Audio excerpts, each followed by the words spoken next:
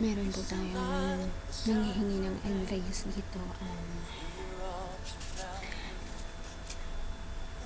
Magandang araw, Armin. Hish. Huwag niyo na lang po sana i-publish ang pangalan ko. Gusto ko lang po sana hingiin opinion o advice niyo tungkol po sa problema ko. Kasi po, sinagot ko po yung naniligaw sa akin. Pero mahal ko pa ang ex ko.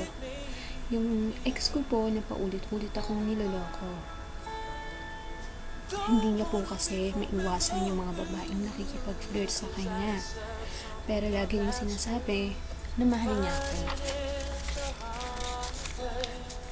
3 months na po nakakaraan nung tuluyan akong nakipaghiwalay. Sinagot ko po yung maniligaw. Maniligaw ko kahit na hindi pa ako totally moved on. Kasi iniisip ko po, baka sakaling matulungan niya ako at mabaling sa kanya ang pagmamahal ko. Ipinakilala niya na po ako sa mga kapatid niya, sa mga kaibigan niya. She was so proud to me, which is hindi ko naramdaman kahit minsan sa ex ko. Akala ko po okay na lahat kasi napapasaya naman niya ako. Not until nagparamdam na naman ang ex ko. Tinatanong niya ako kung mahal ko pa siya at nagsisisi na siya sa mga nagawa niya. Nangako din po siya na kung bibigyan ko siya ng chance, magbabago na po siya. Napaiyak na lang po ako kasi bumalik lahat-lahat. Pati feelings ko para sa kanya. Naguguluhan po ako. Mahal ko pa siya pero naawa naman po ako sa karelasyon ko ngayon. At minsan kahit pa paano mabigyan niyo ako ng advice at matulungan makapag-decide. Salamat po. Para sa'yo, bago na lang kita sa pangalang Jenny. Unfair yun. Para sa present mo. Unang-una pa lang, hindi na maganda yung ginawa mo na nakipagrelasyon ka kahit na hindi ka pa nakapag-move on. Kasi, ang labas nun is, panakipbutas mo lang siya. Ngayon naman, 3 months na, di ba? Tapos, until now, konting paramdam lang ng ex mo, bumalik na nga lahat-lahat sa'yo. So, ibig sabihin, talagang mahal mo pa din siya.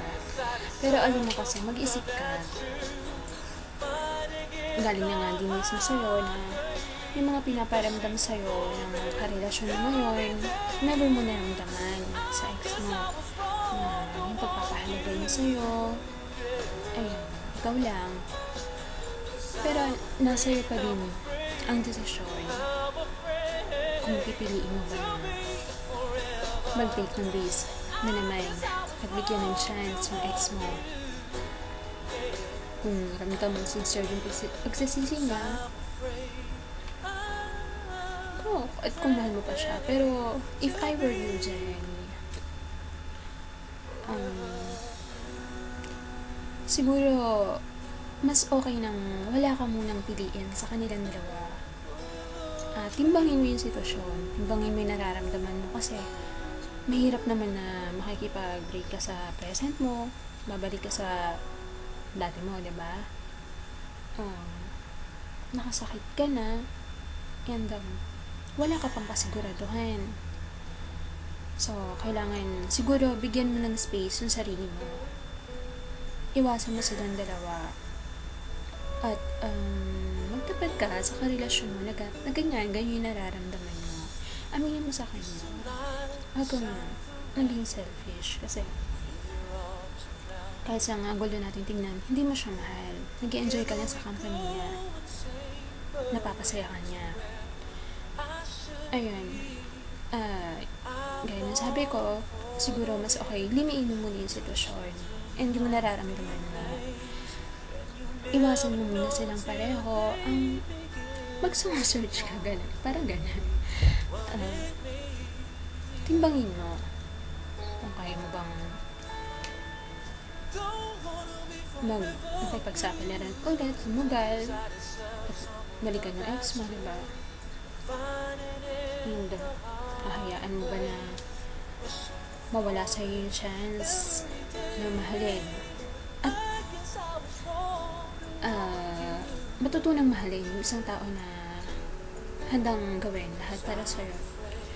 Yung seryoso sa'yo, may kasiguraduhan ka na kasi pinakilala ka na nga sa pamilya. Yung proud sa'yo. Ayun. Mahalagan mo muna yung sarili mo. Mahalin mo muna yung sarili mo. Mag-focus ka muna sa sarili mo.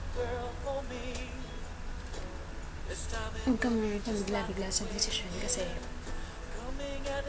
ayun, pabigla-bigla ka sa pagsagot. Tapos ngayon dumating ka sa ganyang punto, ngayon, hihirapan ka, diba? Naging komplikado na lahat. Kasi may masasaktan ka na. At wala ka lang kasiguraduhan sa babalikan mo. Ayun. Give yourself time, space. Avoid them both. Ayan. Pag-isipan mo mabuti, pero nasa iyo pa rin naman. Ayun yung masasabi ko sa'yo. Ayan, sana nakatulong kahit paano. Good luck.